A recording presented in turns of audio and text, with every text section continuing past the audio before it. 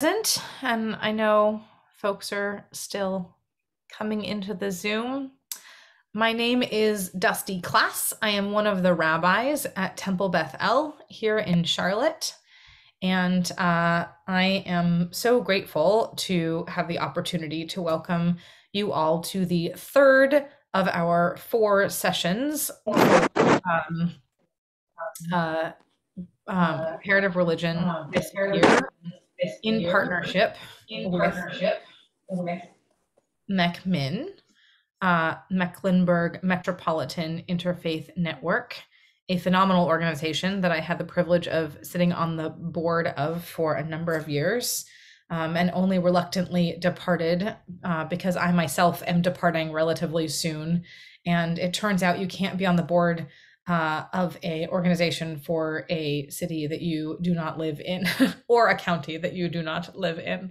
And I'll hand it over to Reverend Ladane Pulaski, who will welcome all of you as well and say a word about MECMIN perhaps, and then share and introduce our speakers for tonight.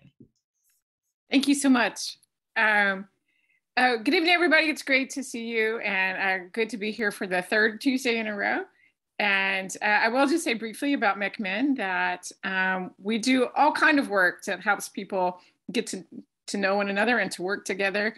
My sort of short way of saying that is that all of our faiths call us to love our neighbors, but it's hard to love a neighbor that you don't know. So all of our work is about getting to know each other as neighbors and then working together to serve our shared community.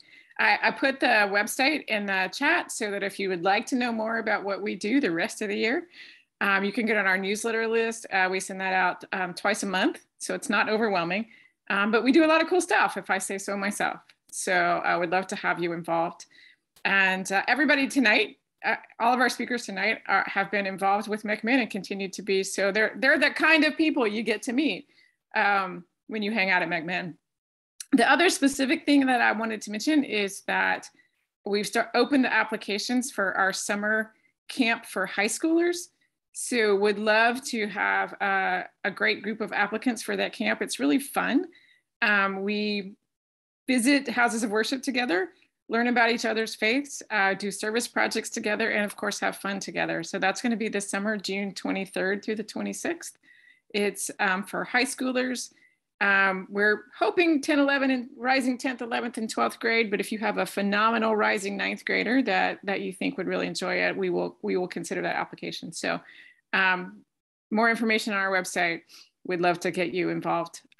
So the ad is over. I get to introduce people. I was super excited to see the lineup tonight. We have 3 really delightful, wonderful people speaking tonight. And I can say that sincerely because I know all 3 of them. So I'm going to introduce them to you, and then we'll hear from each of them in turn. So I have to scoot my picture over so I can see my notes. Takar Topawala is one of the pioneers of the Hindu community in our region. He's been a member of the local Hindu temple for over 35 years and serves there as a trustee. He's been a key figure in welcoming new members of the ever-growing Hindu community in the Charlotte area for over 3 decades. He's also deeply active in interfaith work. He has served with MECMIN. He often serves as an ambassador within the community, teaching about Hinduism in schools and universities. And this is not the first time he's spoken at Temple Beth El. He's does an amazing job of welcoming people at the temple and giving tours of that amazingly beautiful space. If you have not visited the temple, you really owe it to yourself to go and visit. It's just lovely. And I'm one of the many people who had my first tour with him and my first experience of Hindu hospitality through that warm and instructive introduction to that space. He's even happier if you stay and eat. So if you get a chance to do that, I highly recommend it. The food is great. The hospitality is great. And he also wanted us to let you know that he's married and the proud grandfather of 3 grandchildren. The Reverend Aya Sudama is the abbess of the Charlotte Buddhist Vihara. Again, a very different space, but also a very lovely one. It's warm and welcoming and peaceful and full of cats and hospitality. It's a lovely spot, and she too welcomes people. That they have events all the time that are open to the community. Would love to have you come visit sometime. She was the first American woman ordained in Sri Lanka and has been recognized as an outstanding woman in Buddhism, which sounds really cool, by the way. Do you get like a trophy? She was born in 1963, raised here in Charlotte. She was an attorney before leaving home to become a nun in 1998. And if I can say so, she still has that sharp, incisive, questioning mind of an attorney, which means that a conversation with her is never boring. And you often end up walking away like open to things you've never thought of before. She received her novice ordination in 1999 and higher ordination in Sri Lanka in February of 2003. For 8.5 years, she was the resident monk at the Carolina Buddhist Vihara in Greenville, South Carolina. She spent most of 2012 visiting a monastery in Australia and then returned to Charlotte, which is again her hometown, in 2013 to found the Charlotte Buddhist Vihara. She too is very active in the interfaith community, often speaking and teaching about Buddhism and actively working with others for the common good. So welcome. And finally, Pawanjit Singh is a father and a longtime resident of Charlotte, very active in the Sikh community. He's also a member of the Charlotte-Mecklenburg Board of Education Interfaith Advisory Council and part of the board of MECED, an organization working to ensure that all students in Mecklenburg County have access to the knowledge, skills, and experiences necessary to lead productive and successful lives. And I can tell you he's very passionate about that education work for all children. He's also a wonderful member of the MECMEN board. All of our members are wonderful, of course, but just between the 100 or so of us, he's one of my favorites. And I will say that I've been at MECMEN for a little over 2 years now, and perhaps my most cherished memory of that whole time is a conversation that Pawan had at Thanksgiving with Rabbi Dusty's good friend, Cecil the Puppet. And it was a lovely moment, but also because Pawan just brings this lovely spirit into the world. And it was so evidenced by the fact that he was so sincerely kind to Cecil. So he is somebody who is lovely to all the humans in his life and even lovely to the puppets among us. So we really do have 3 very lovely speakers tonight, all of whom are delightful, wonderful people who are just wonderful to know, and I think represent their faiths so incredibly well. And I think tonight is interesting because for most of us, for many of us on this call, these are faiths that are not well known to us. And so I think it's going to be incredibly interesting tonight to hear about the origin stories of these faiths. So welcome, my 3 friends. We're so eager to hear from you.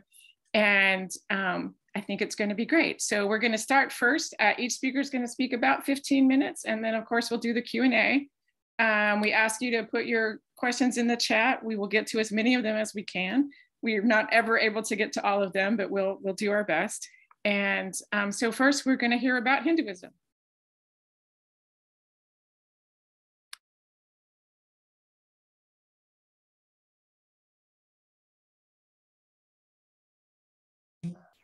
Can you hear me now?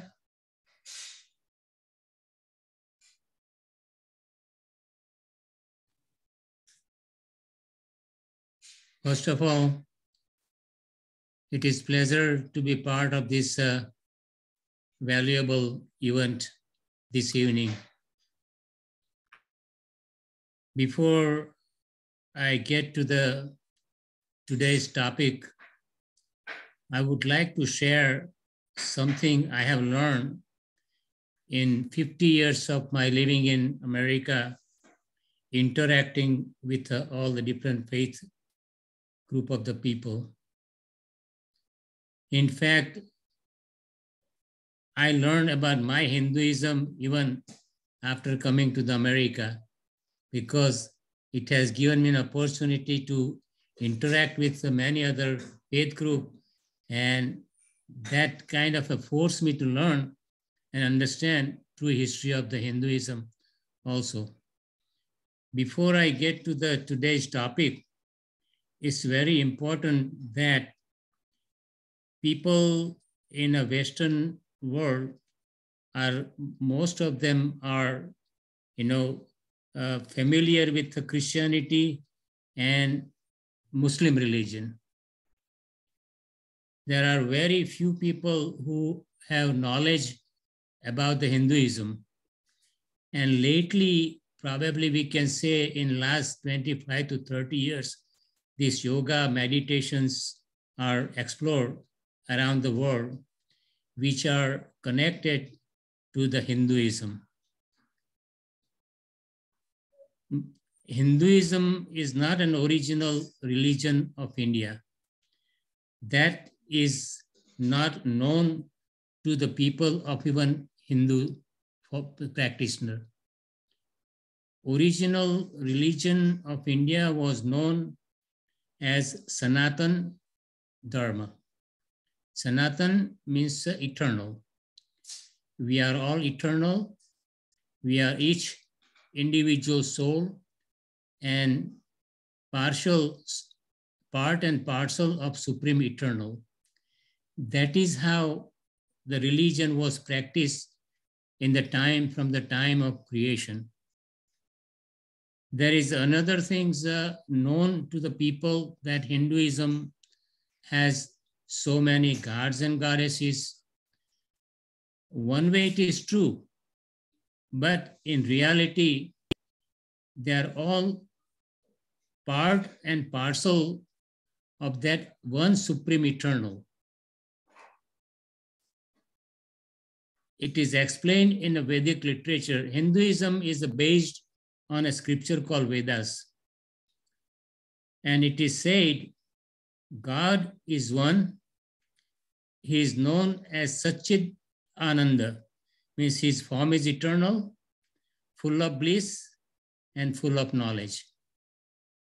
But he has an ability to expand himself, incarnate himself, and empower an individual personality also. All the basic scriptures, Vedas, has been existing even time of creation. But at some point, the sage named Srila Vyasadeva, he had put in a writing. So now it is coming to the point, what we are discussing today is a faith. It is said that Sage Srila Vyasadeva, he has written so many scriptures, even without going to any school. He did not attend any school. Without even attending the school, he has been able to write all these books only because of faith and empowerment of a God himself. And according to Hindu philosophy, it is known as that he was empowered by the Lord because of his faith. Imagine a personality who has written 4 Vedas, 18 Puranas, 108, Isopanishad, Ramayana, Mahabharata, and all those things. So all combined scriptures that come to at least 500,000 Sanskrit verses. And perhaps, as you know now, this Bhagavad Gita is a basic scriptures of a Hinduism. And there are many interpretations of the Hinduism also. But in a history, there are many personalities, even the philosophers, political personalities also, because of their faith in the Lord, they also wanted to achieve their material goal also. There are people who has used the message of Bhagavad Gita, and there are many prominent leaders who has contributed in a political field, they said, oh, we have a faith in God and he's guiding me to achieve this political desire, what they have. If they want to be in a prime minister, he want to be a freedom fighter, or all these things, but at the same time, they did not say that they don't have a faith. So faith can be used in both different ways, material achievement as well as the spiritual achievement also. And we analyze very carefully, general mass of the people use this faith, on a material sense.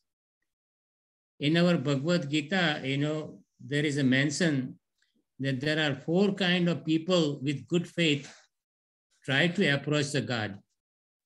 The one who has a knowledge about the God, he has a faith in his knowledge, and that's why he used his knowledge in order to have a God realization. The second class of people are called inquisitive. Inquisitive also a faith. He wants to strengthen his faith to understand how this material world is working, how the nature is changing, where all the planetary system come from, where the sun come from, where the moon come from. So all this inquisitiveness, so with a good faith, he will try to implement his efforts also. The third class of people who is more wanting a material wealth. Everybody wants in the material world, they want something from the God. And with the faith, they approach the God for their material gain. The fourth class of people, they are called who is in a distressed condition. Whenever any individual soul, any personality, they experience some kind of a distress in their life, they approach the God. No matter what religion they follow, they ultimately, they approach the God, whichever God they have faith in it, they will try to depend on his mercy to relieve from his stress condition. So faith has been explained in a Vedic literature from the time of creation has been existing. And on that basis, the whole material world has been functioning. There is another scripture, this is called Srimad Bhagavatam. This one has got 18,000 Sanskrit verses. And it's an explanation of there are so many saints, sages, and great personalities with the good faith. They have approached the God and they have a God realization, and even it explained to the extent they have been able to meet God also for their own desire to see him, meet him, or realize him. So there are so many. So that's why I personally think, and this, since the body of this Vedas, it's a so vast body. And there has been an interpretation, every religious scriptures of this world has been interpreted, misinterpreted. I believe this way, no, I don't believe this way. So it has happened to original Vedas also.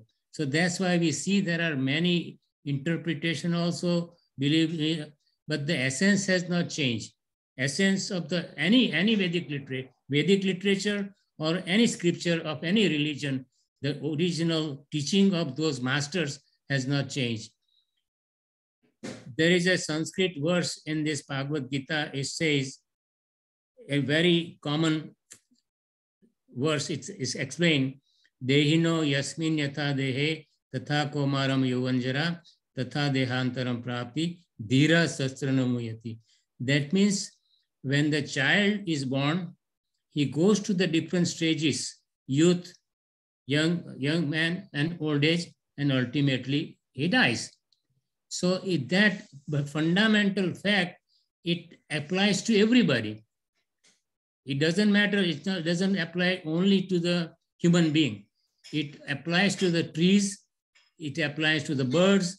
Every living, every species of the life are this fundamental principle. So Vedic philosophy is kind of encouraging us that human form of a life, we all need to ask who I am, where I have come from, where am I going?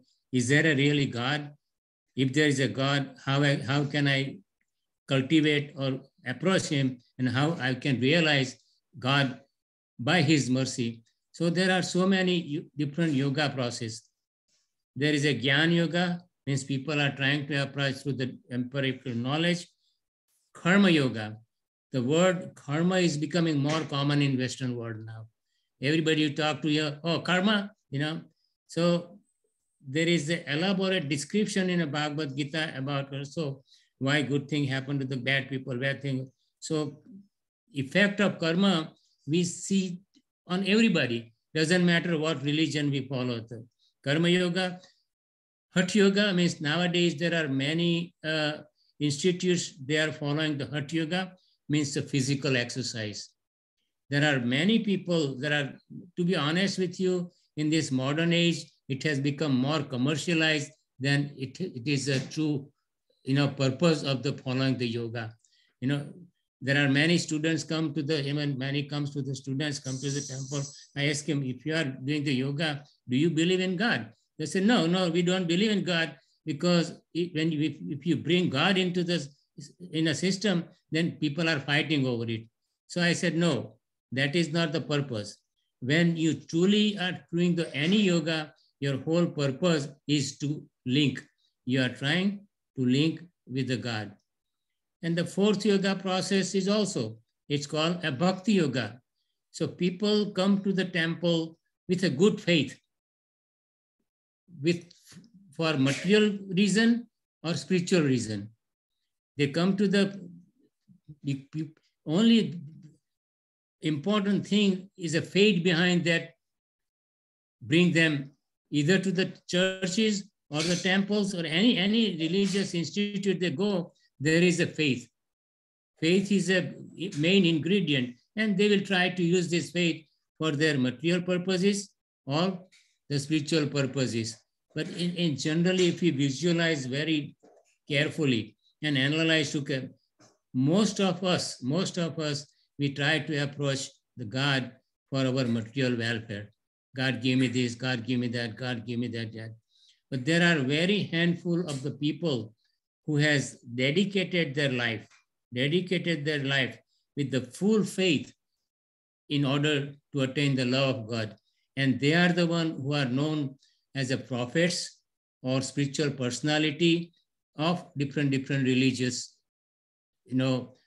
practitioner.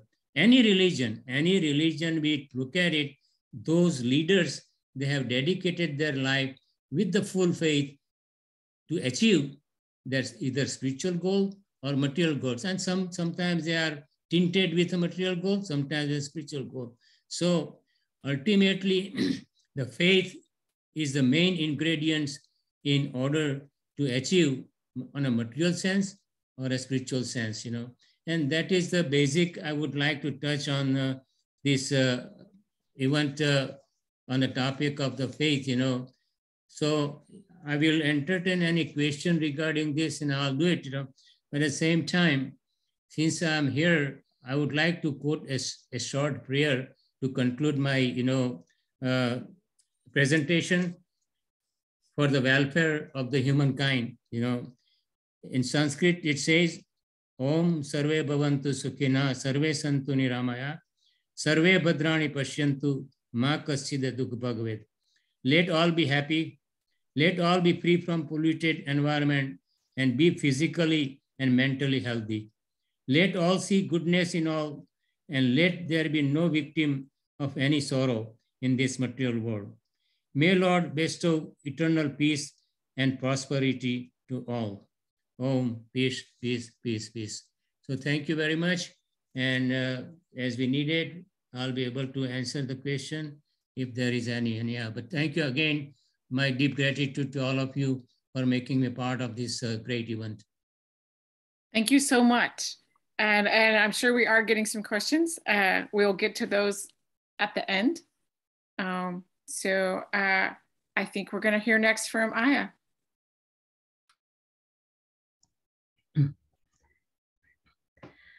Namo tassa bhagavato arahato samma sambuddhassa buddhang dhammang sanghang saranang gacchami. Very honored to be here this evening. I am speaking only from my own point of view, and my point of view is informed by Sri Lankan Theravada Buddhism. Buddhism was said to be the first world religion. It spread across the Silk Route. It spread into Southeast Asia from India, and from the Silk Route, China, and then to Vietnam and Korea and so on. And it wherever it spread, it changed over the centuries.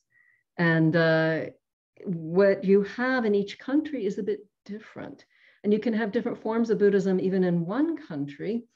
The Theravadan forms across Southeast Asia are much more alike than some various forms of Buddhism in certain other countries. I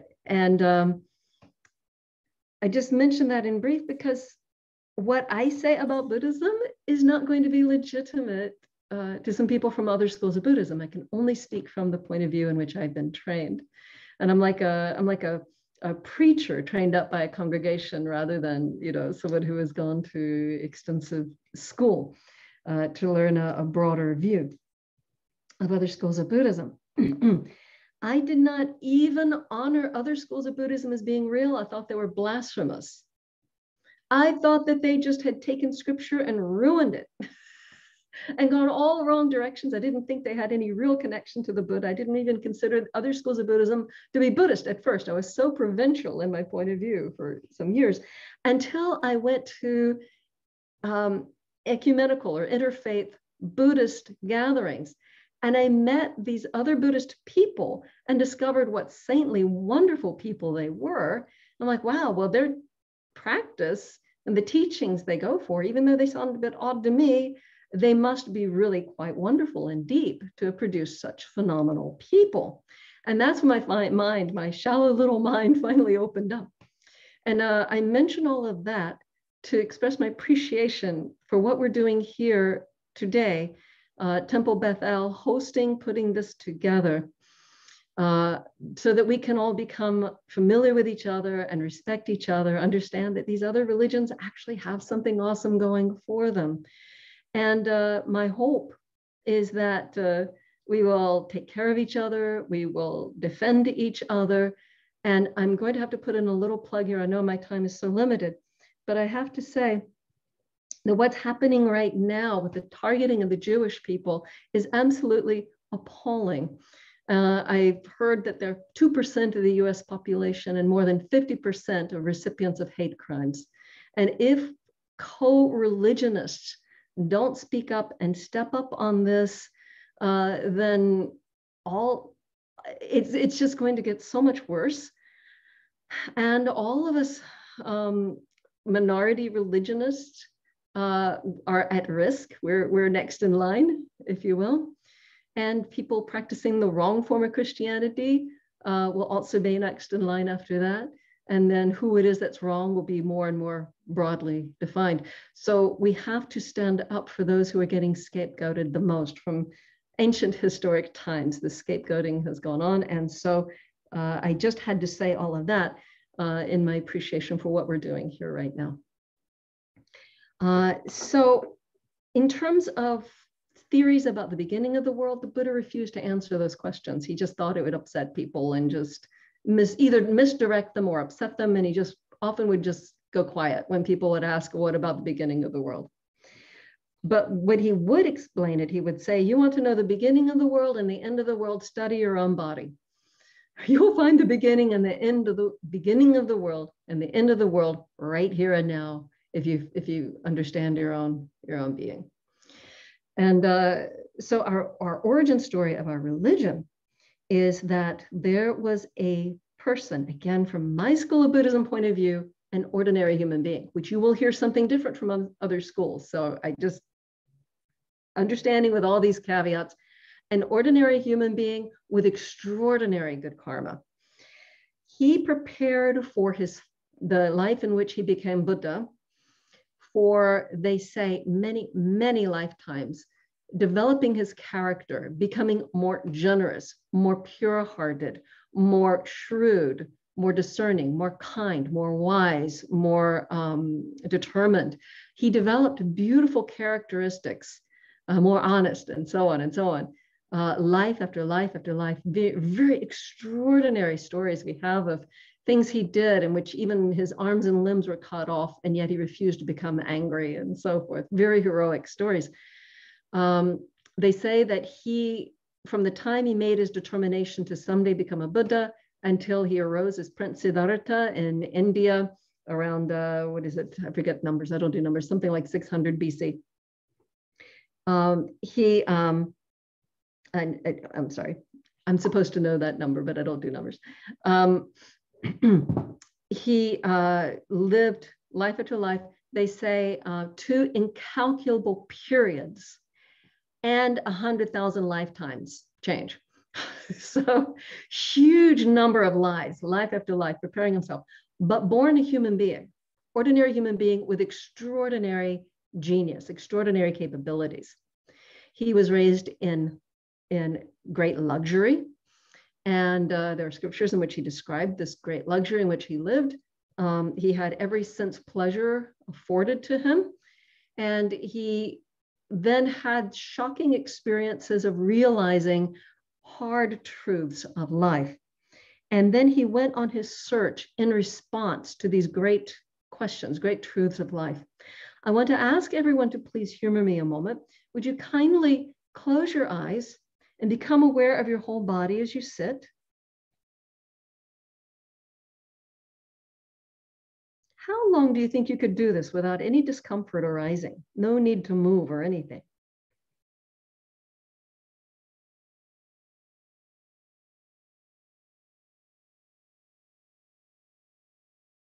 I did this, I made that request because pretty soon even an itch can become unbearable.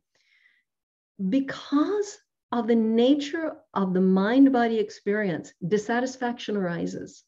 Even a moment in which you're just sitting so peacefully, eventually you're going to have to move this or shift that. There's always some little level of dissatisfaction. And dissatisfaction can be as small as, I just need to move this and then everything will be okay, to I just have to get the right job and everything will be okay, to I just have to kill that guy over there and everything will be okay. We're never completely satisfied. There's this problem of dukkha. When Prince Siddhartha became aware that everyone would have to face old age, sickness, death, truly horrific conditions, he was so appalled that his beloved, his newborn son, his extremely beloved wife who had been at his side life after life, his parents, all his loved ones, all people, all beings would have to face such terrible things. He was shocked, and he knew if anyone could find the solution to the age-old riddle of old age, sickness, and death, he could do it. He was way, way beyond anyone else in his abilities. He could do this. So he tiptoed out of the palace and he went off and became a renunciate. He knew that all the sense pleasures he had been indulging in were not the path to freeing oneself from dissatisfaction. In fact, the more you indulge sense pleasures, the greater they become, the greater the dissatisfaction there is, with all of its downsides and all the wrong deeds that one might get tempted into. The more we satiate our sense pleasures, the bigger the itch gets. There's no end to it. The mind will only be sticky and even stickier. A metaphor that I like is like a bellows for a fire. You know, the thing that whooshes air onto a fire when you're trying to build a fire. You whoosh the air on it, the fire dies down. but then it roars back. You give yourself delight in a sensual pleasure, a taste, a lovely touch. You give yourself delight in a sensual pleasure, and the desire dies down and you have relief, but then it whooshes back in some other form. Desire grows. So he knew that the path of sense desire, sense indulgence, does not lead to any spiritual greatness, will not solve the riddle of old age, sickness, and death. So he thought, I'll go the other direction. And so he went into extreme self-mortification. He starved himself. He followed various fads that people thought were ways to get some kind of spiritual greatness, like only eating jujubes and only eating 1 spoon of food and so forth. He became so emaciated when he touched his belly, he felt his backbone. When he would rub his aching arms and legs, the hair would fall off in his hands. He slept on a bed of thorns. He did everything tormenting this body. He took it to the very extreme, to where the day came that when he tried to stand up, he fell on his face, and he knew if he did it one bit more, he would die. He had gone further than any human being had ever gone on that path, and the path itself was a failure. So then he knew indulgence in sense pleasures is not the way, but neither is self-mortification. And self-mortification sounds extreme, but if you've ever scolded yourself over an extra donut, you've engaged in some sort of self-mortification. It's still real. And that is not the path. So he devised a middle way, a middle path. But it's not like in the middle between two extremes, like a point on a line, maybe a little more like a triangle. I like to retranslate that as none of the above. So since pleasure indulgence is not the way out of the troubles of life, and neither is hurting yourself, harming yourself, even psychologically, not the way.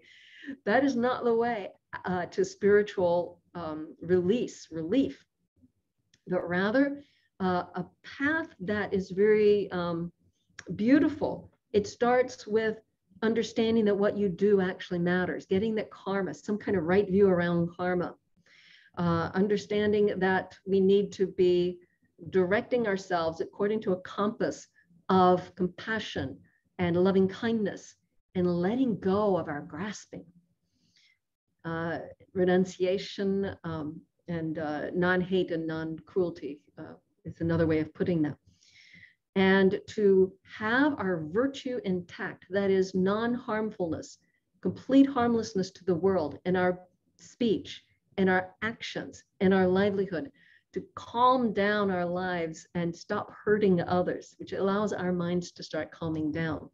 And to directly develop the mind, directly study one's own mind and figure out how you can prevent unwholesome states from arising, such as greed, such as cruelty, vengefulness, selfishness, pride, all the negative states, agitation, and so forth, and overcome them when they've arisen, and develop wholesome states, peace, patience, love, charitableness, kindness, sorry, I just got distracted by a question in the chat.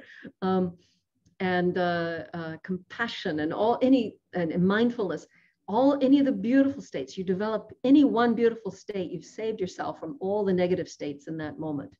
And then making them into a moment-to-moment ongoing habit. In the Buddha's Eightfold Path, that's called right effort. So I've gone over so far: right understanding, right intention, right speech, right action, right livelihood, and right effort. The other two are right mindfulness and right stillness. Meditation. Meditation is not the same as Buddhism. People get it mixed up in America. They think, oh, meditation, Buddhism, it's the same thing.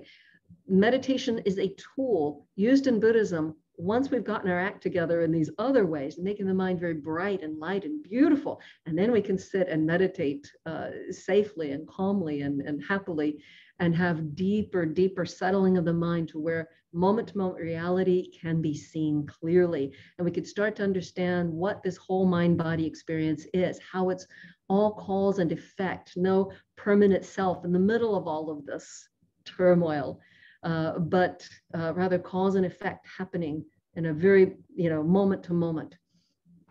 So he developed that eightfold path, that 8-step path to happiness. And his first sermon was sharing that path with some other renunciates who used to practice with him when he was doing the self-mortification. All the schools of Buddhism recognize that as the first sermon. And how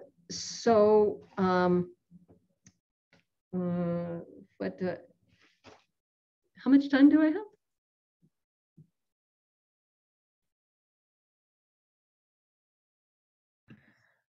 I'd say about 5 more minutes. I just got unmuted excellent. before Ladane did, but Ladane, you can correct me if I'm wrong. Okay, very good. Well, I know I just threw a lot at you. So that origin story was that when the Buddha had practiced that eightfold, when he figured out the eightfold path, he gave up the self-mortification completely. He said that is a dead end, equally a dead end to plunging into the sense pleasures. Once he understood the right way that with that eightfold path and with meditation, he would find the end, the answer to this world's problem about old age, sickness, and death, he sat down under the Bodhi tree, and in one night, he attained awakening. So if anyone asks you, how long did it take the Buddha to attain awakening? You can either say one night, or you can say 2 incalculable periods and 100,001 lifetimes.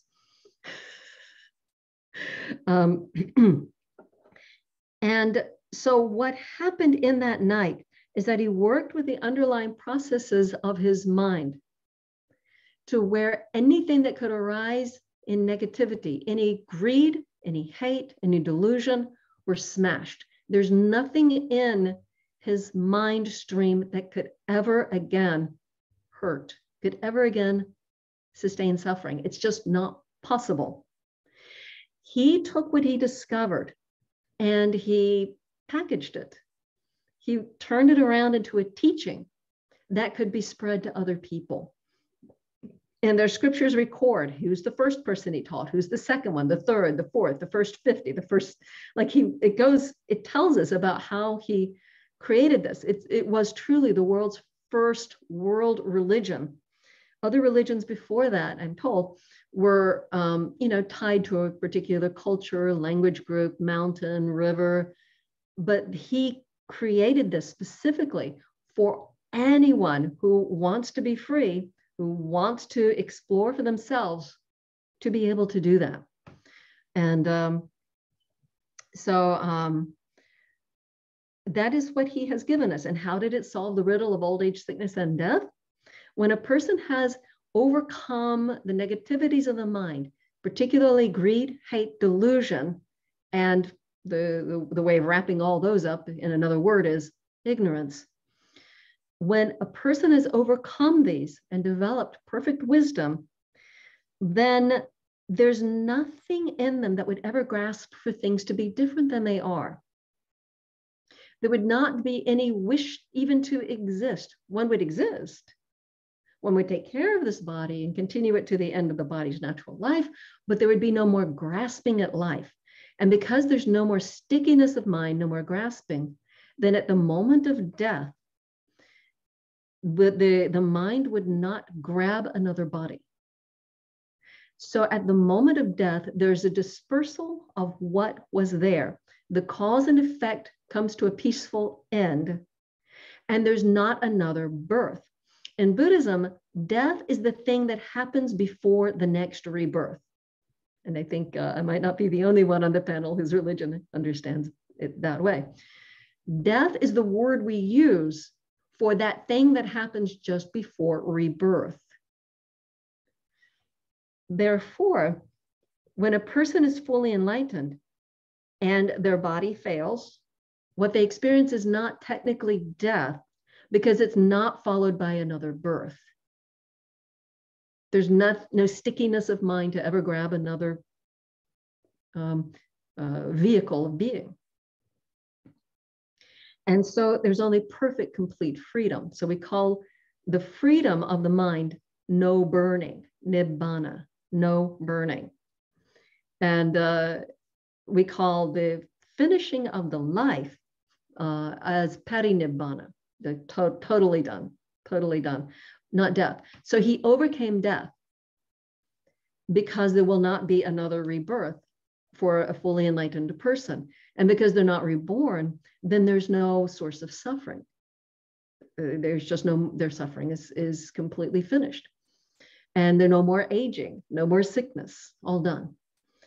And so that is how he solved that riddle. And he did go back to his home place and his home city, and he did spread the message to his relatives, but also had it spread. When he first had gotten together 60 disciples, he said to them, go in every direction, not two of you by the same road. Go out and spread this to the many folk for the welfare and benefit and happiness of the world. Thank you. I want to add, in Charlotte, there are at least a dozen Buddhist temples, all connected with their home country, except for mine. Well, mine is connected with a local place.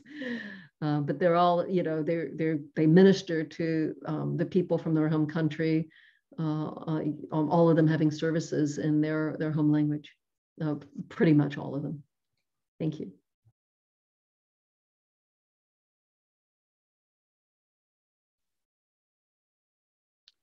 All right.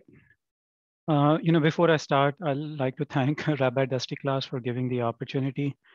And Lidiane, thank you for the warm introduction. You certainly hold me to a much higher standard, and I really don't deserve that. I sometimes feel ashamed whenever you introduce me that, I need to do better than, what I do in my daily life. With that, I'm gonna share my screen.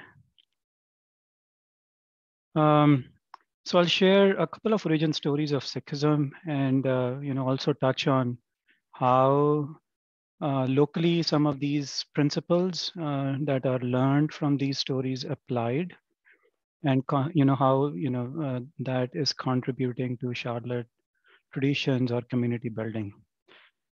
Before we go through these stories, it's important to understand what was the state of the mind and the humanity state of the union in the 15th century. Back in India, the society was steeped in superstition and ritualism. People going to certain places believing that their mind will get cleaned.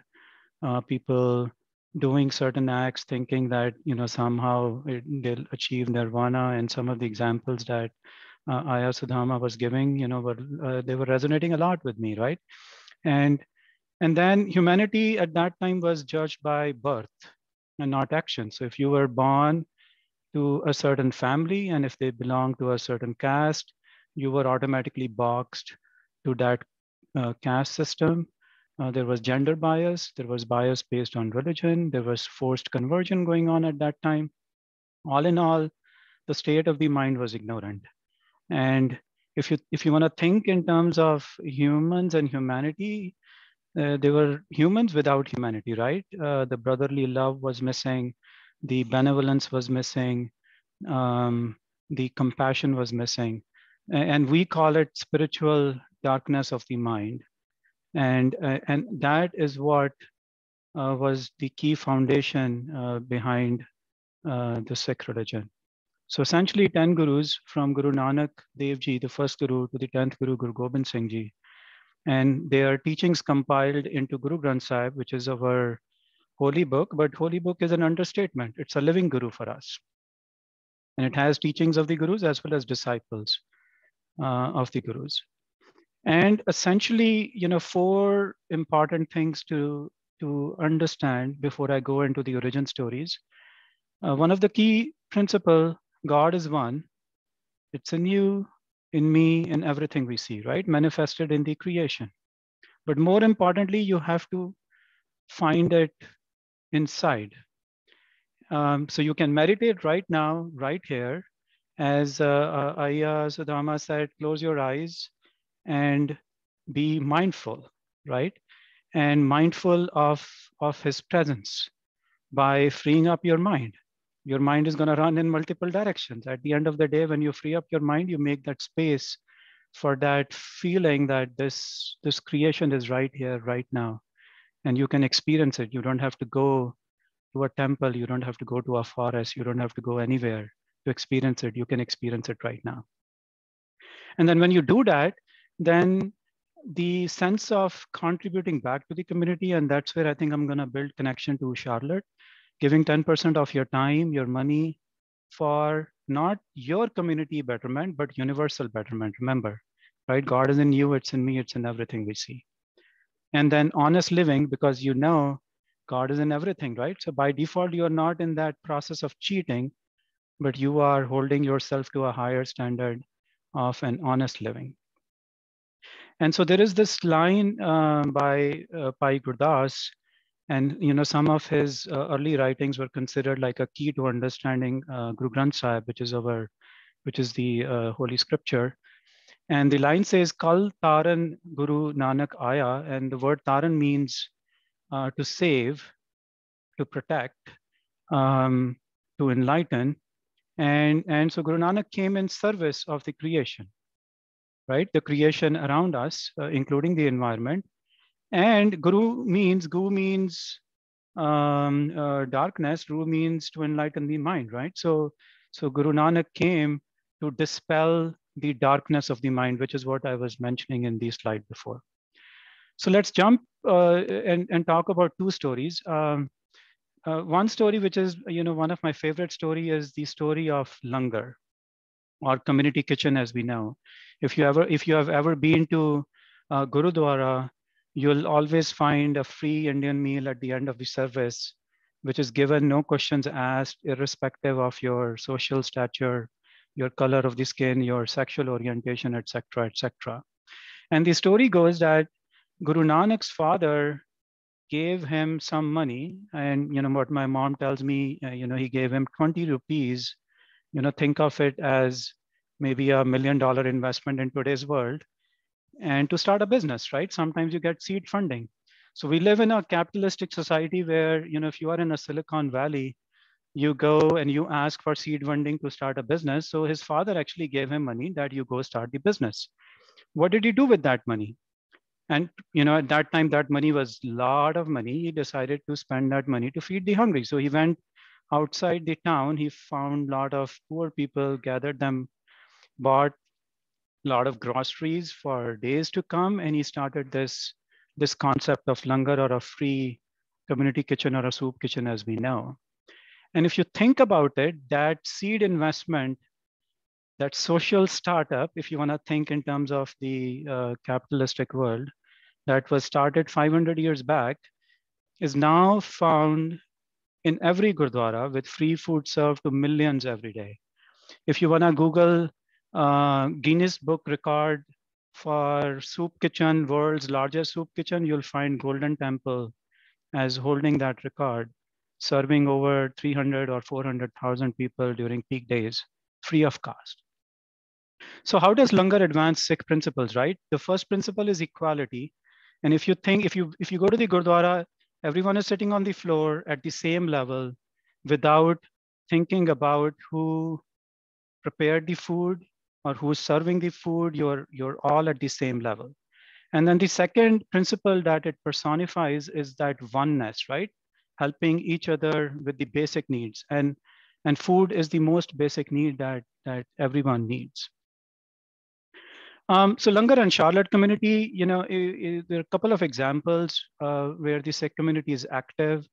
One example is, back in during the pandemic time, when the tent city was still active, for 7-8 months, 2 times a week, consistently, the Sikh community was taking the food to the tent city and serving with some local nonprofits there. And thanks to MacMin for making that connection. And over 3 million globally at that time, including quite a large number in India. And then the Sikh community are also the active donors to local food banks and soup kitchens, not only with resources, but also time and money. And if you want to experience the langar, there are 2 gurdwaras or Sikh houses of prayer in Charlotte. One is Gurdwara Sahib Charlotte, second is Gurdwara Sahib Khalsa Darbar. One is on the north side near the university, second on the south side. And both serve free langar every Sunday between 11 to 1.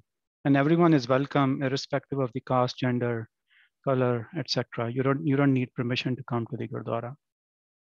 And here is a picture of Gurdwara Sahib Charlotte, which is the Gurdwara on the north side. And you can see the Guru Granth Sahib is right here in the middle. Singing, of course, is a key part of the tradition, and people sit down on the floor. Again, that feeling of equality, right? It does not matter, what your social status is. You just, sit down together and listen and enjoy. The second story that I, want to highlight, because we are in an interfaith setting, is the story of an inclusive approach. Or I see Guru Granth Sahib as one of the, at least from my understanding, the only interfaith scripture for 2 reasons. One, I don't know if you know, but the hymns or teachings that are compiled in Guru Granth Sahib, there are Muslim philosophers included, there are Hindu philosophers included. There are, we use the word Ram, Gobind, Krishan, which are the words typically used by in Hinduism to refer to God, and we also use word Allah quite a few times in Guru Granth Sahib, which is again a Muslim way of representing God, and in the scripture it is clearly written that Kinte Nama, and the name of the God by endless names. You go to every culture, every religion, every country, different name of the God, but it is all pointed to one God in you, in me, in everything we see. So another example, another story of interfaith inclusiveness, Guru Nanak's companion, Mardana, his best friend was a Muslim. And both of them together, because of their love for humanity, love for singing, even though their religions differed, they had a shared philosophy. And both of them traveled together for many, many, many years, different countries to spread the message of oneness of mankind. And while they were meditating together, they talked about the Creator, they talked about the creation, and just with the purpose of spreading the love. So applying those stories, you will find that locally and globally, there is no forced conversion in Sikhism, right? Because when we all have shared philosophies and common love of the divine, then why do forced conversion, right? It's just a different name. It could be a different path, but at the end of the day, each path is leading to one goal.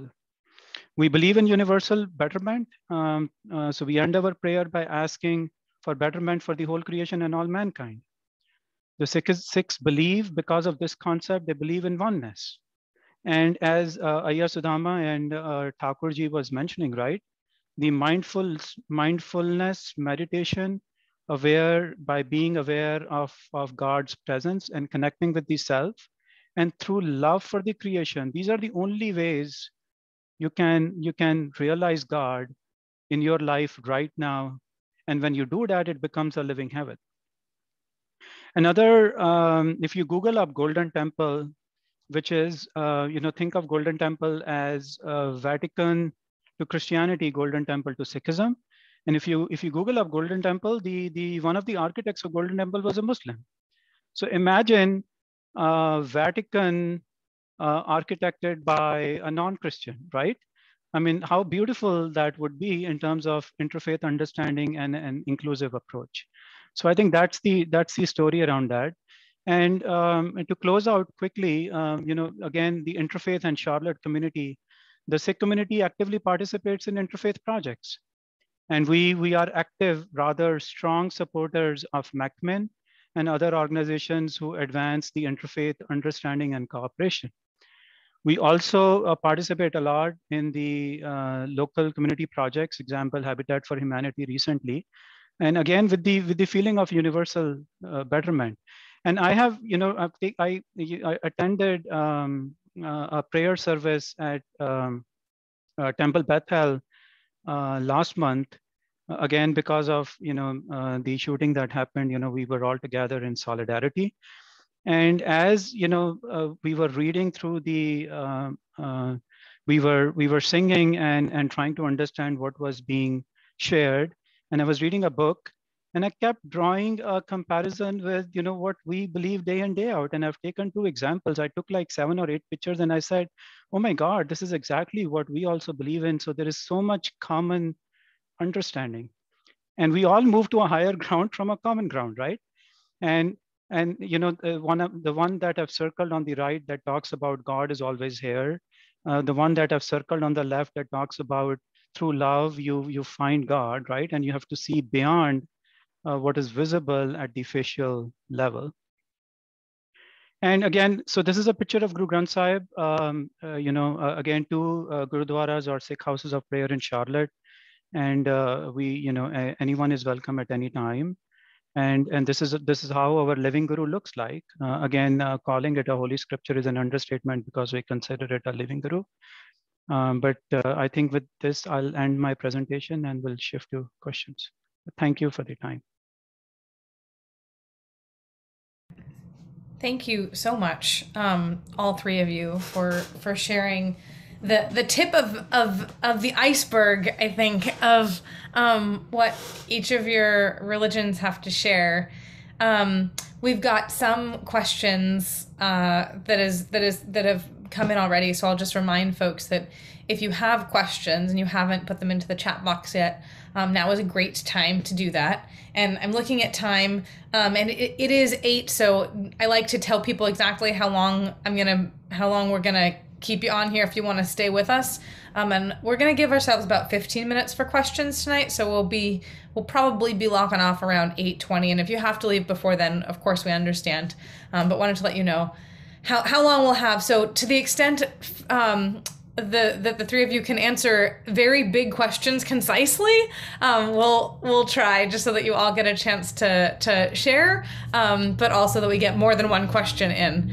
One of the questions that came through was, which I really loved, and Ayasudami spoke to this a little bit about kind of the minority religions and what it means to be a part of a minority religion, and how dangerous that can be in the world, and how important it is for all of us to take care of each other, which I think all 3 religions that you all are representing, or that you are speaking on behalf of yourself in relation to those religions, speak to a responsibility or importance of seeing yourself and the community as part of a larger community. So one of the questions was, what would you say are the challenges and gifts of practicing a minority religion in the Charlotte community? What are the challenges and gifts of practicing a minority religion in the Charlotte community? I can get started. Can you still hear me? Yeah. Yes. I think one of the gift, specifically for Sikhism is we have a unique identity. So if we do something bad, it will spread around very quickly. But if we do something good, it also stands out. So I certainly see it as a gift, because the intention is always to do something right. And because you have a unique identity, I have a unique identity. The good word spreads easily. The challenges that we run into, again, of course, we are in a culture, in a society where there are differences, either because of political ideologue or misinformation around what religions really truly believe, and the work of organizations like MACMIN is good, but there is a lot that needs to be done to bridge that gap.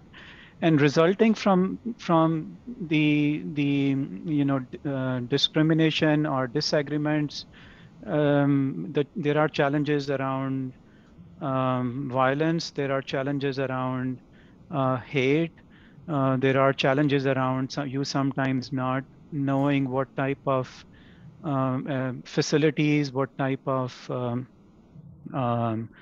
what's the right word here? Benefits that are available from the community that can certainly help you thrive and do better in what your mission is.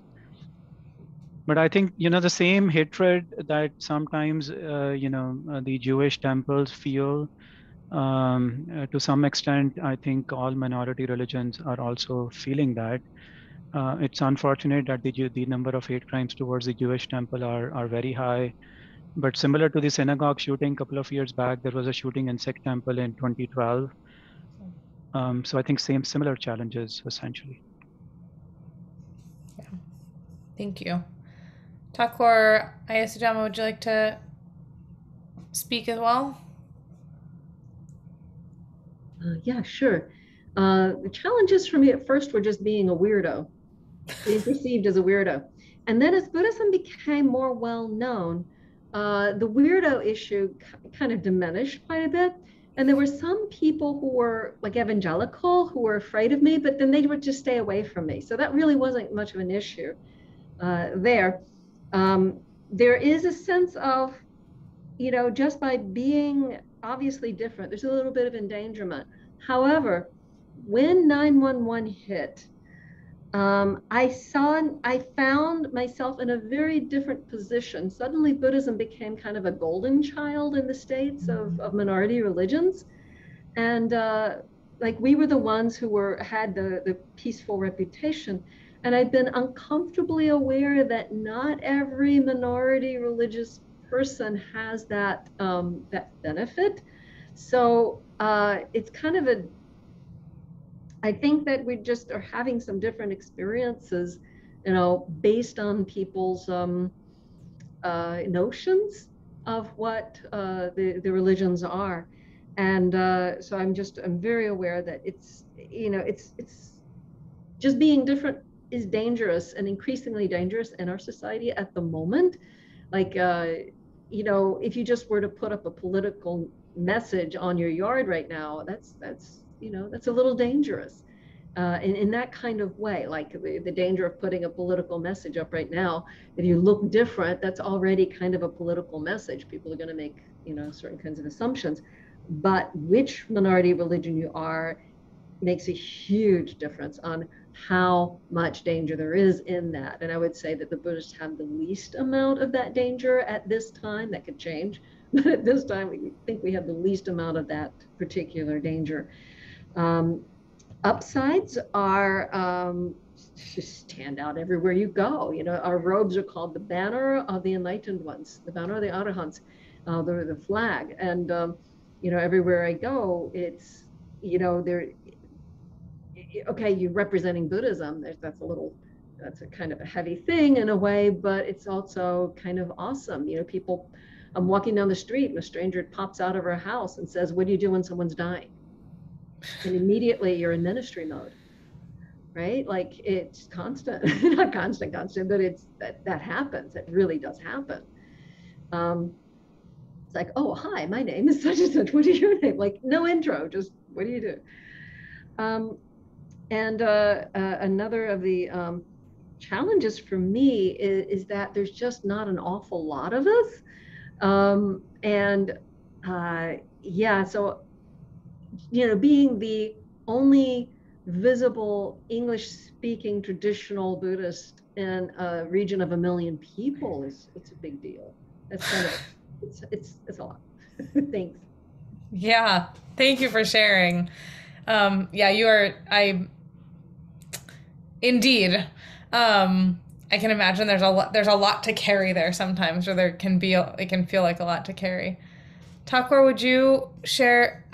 It's so funny for me to call you Thakur because I'm used to calling you Mr. Topiwala, because I'm always with my students. Do you have anything you would want to add about the challenges and gifts of being part of a minority religion in Charlotte? Oh, you're muted.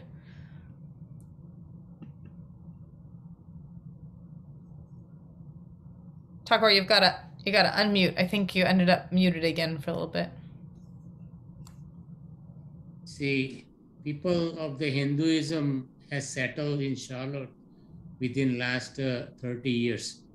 In fact, I am the part of it also, and people do not have a true information about the religious Hindu religion.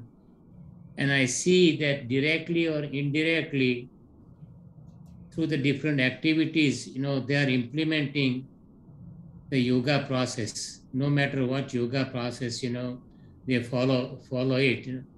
So I personally feel that they select whoever they follow this yoga process, at least they should come to the platform that we are all part and parcel of the same Supreme God. They have come to that platform. And original Vedic philosophy is also teaching that. And I see that there is a greater interest going on amongst the people. Christians are also doing the, yoga. People of the Buddhism also doing the yoga. Muslims are also doing the yoga. So there are looking from some ways to, understand the true reality of this material world. And it's very encouraging. Now I'm being a part of this interfaith organization for so many years. I see that good sign, and it has been even inspiring for me also, and support wherever I can in my ability. Thank you. I'm going to ask one more question, one and a half more questions. And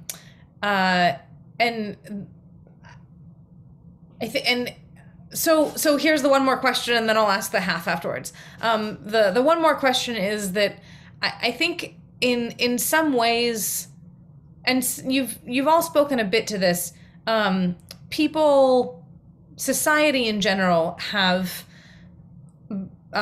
picked up pieces of your practices, and they've become something of their own kind of, right? So I can go take a hot yoga class and not have God mentioned once. In fact, they will actively choose not to mention God on purpose, right?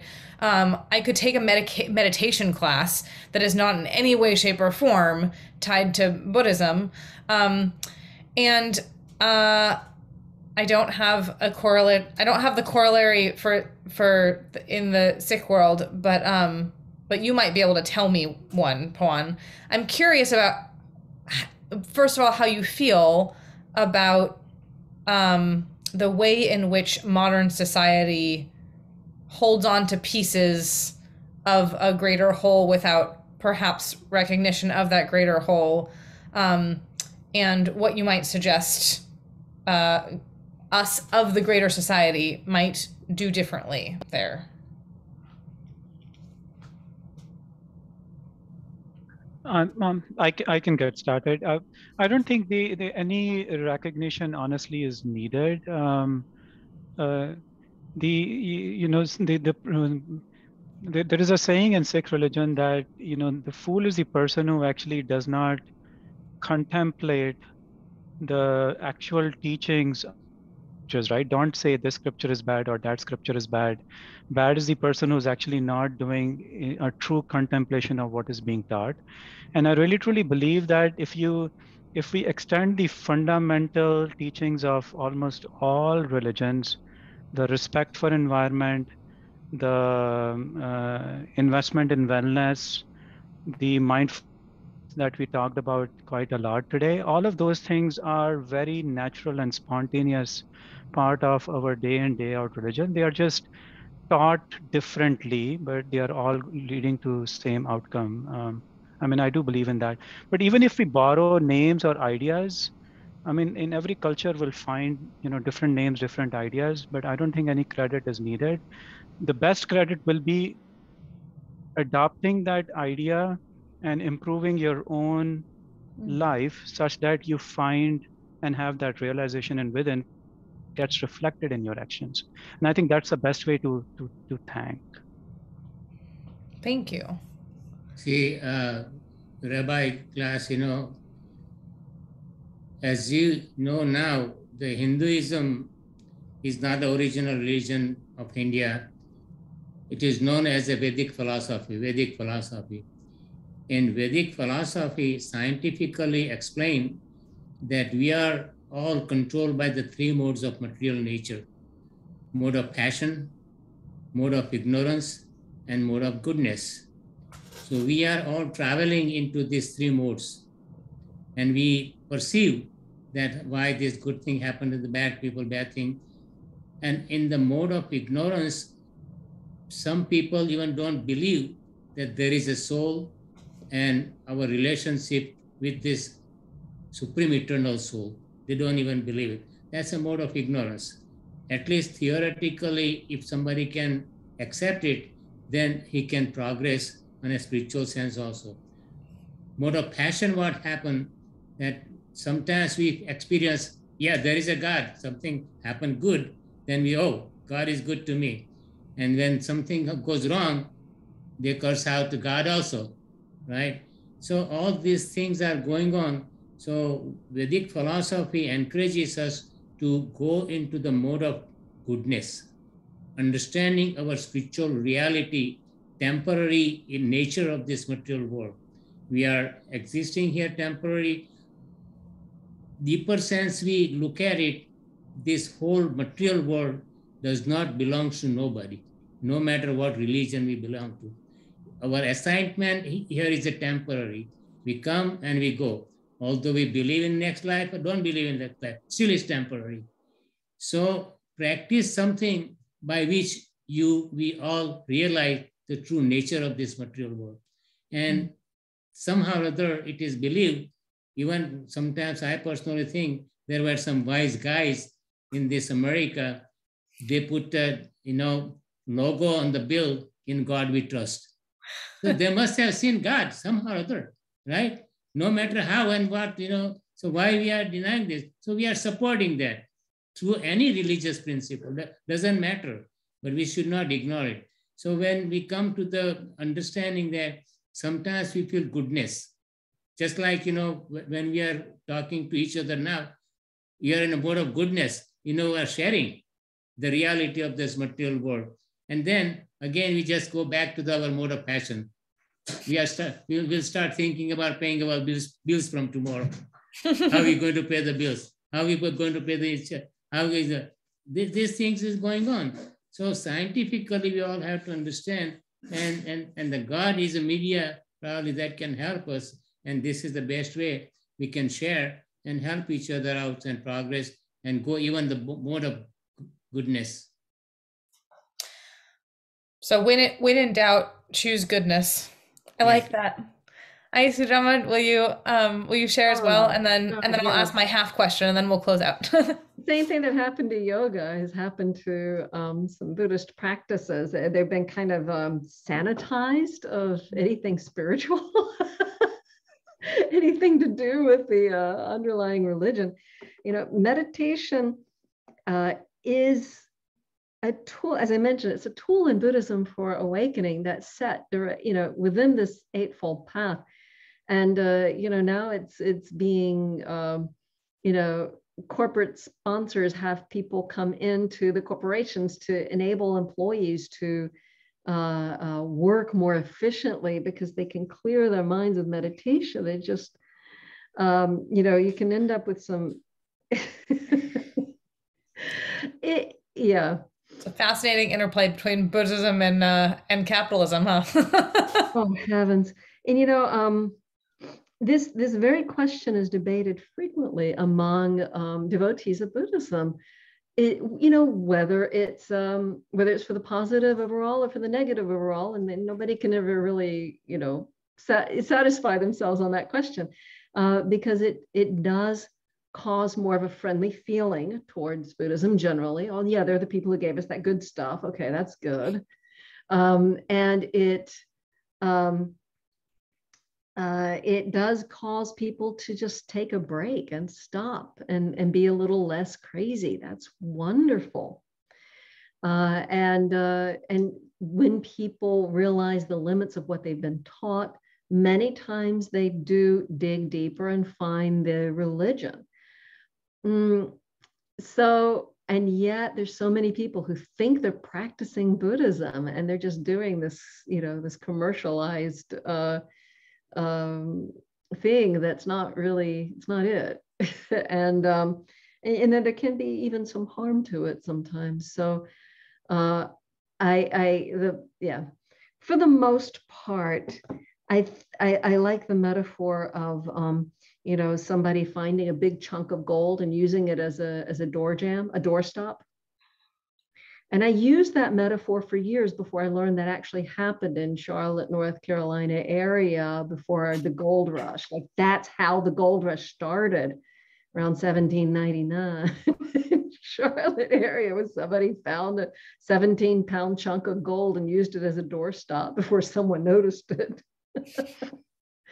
And that's perhaps particularly apt here. That's what people are doing with some very powerful practices that were intended in a particular way. Thanks. Thank you.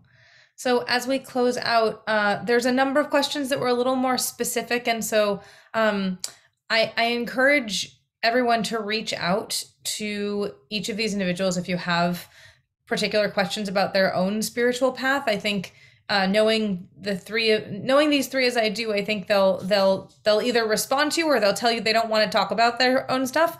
But I find that they're generally willing to respond.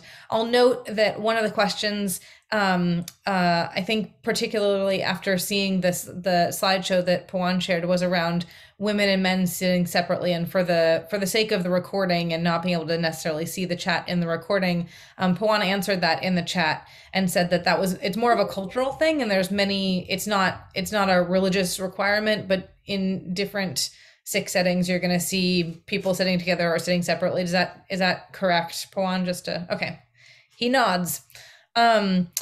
And then, so the final question really is, how do we visit you to find out more and to experience more? That was one of the questions. If we wished to visit your house of worship and learn a little bit more, how would we do this? So can each of you just tell the good folks here how they can spend a little more time with you, and get a sense of where you practice and what your community is like?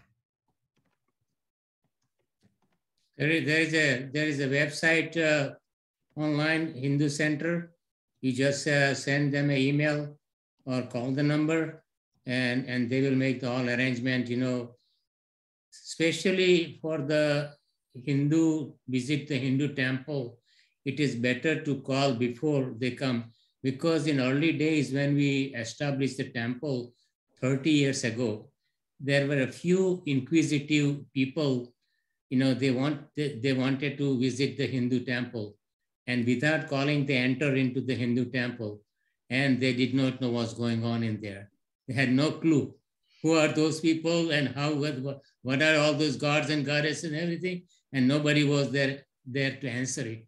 So they went back with either half the information or no information. So over the period of time, we have established they should call, make an appointment, and we'll make an arrangement to meet them and give them a tour and give even literature for the history of the Hinduism also.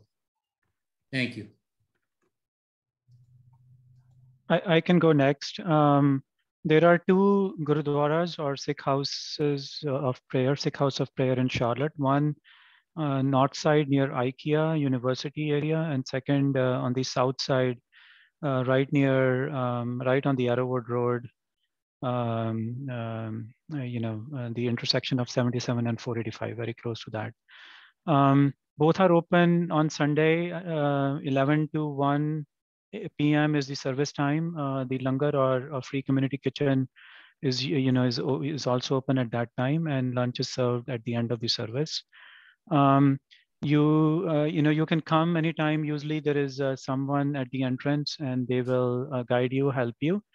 Or you can take my email from Rabbi Dusty. I'm happy to also post it in the chat, and just send me an email, and then I'll be happy to arrange a special tour. And I think if you Google up Gurdwara Charlotte, you'll find the addresses of both, depending on your location. One might be more convenient than the other. And I'm posting my email right now. Perfect. So the Charlotte Buddhist Vihara is a tiny little house in East Charlotte that's giving residence to female monks, and the temple is built in, as you can see in the background here. But it's really a tiny nuns monastery, and we're closed to visitors in person since the pandemic began. But I give teachings on Zoom 4 times a week, and no charge. And if you go to the charlottebuddhistvihara.org, I put it in the chat, you can find the calendar of the teachings, and you can RSVP and get the Zoom link and all that. So that would be lovely. And if the organizers will save the chat, I'll be happy to do a YouTube video answering the questions specifically. Wonderful. To me, yeah. I believe we will have the chat saved. Thank you. That's a wonderful gift. Thank you all so much for being here and for learning and for listening and for sharing and for teaching. And I hope this piqued your interest to get down below the surface of the very top of these like beautiful icebergs. It's a terrible metaphor, because I think we think of icebergs as like big and scary, but I really mean it in like there is so much there to learn and to know and experience, and there's only so much you can get out in an hour and a half. So I hope everyone will take some time to learn a little bit more. And thank you so much, Pawan and Mr. Tobiwala and Ayasudama, for sharing your wisdom and your time with us. Have a wonderful evening. We will be back next week for our final session. We have 2 members of the Indigenous community who will be joining us, and I don't know if you have more that would be helpful to share about that, Dane. If so, please do. It's kind of still coming together, but it's going to be great. You should come join us, learn some stuff, and we'll see you in a week, and that'll close out our month of learning together. So thank you all, and have a wonderful, wonderful evening. Thank you all. Pleasure to be here.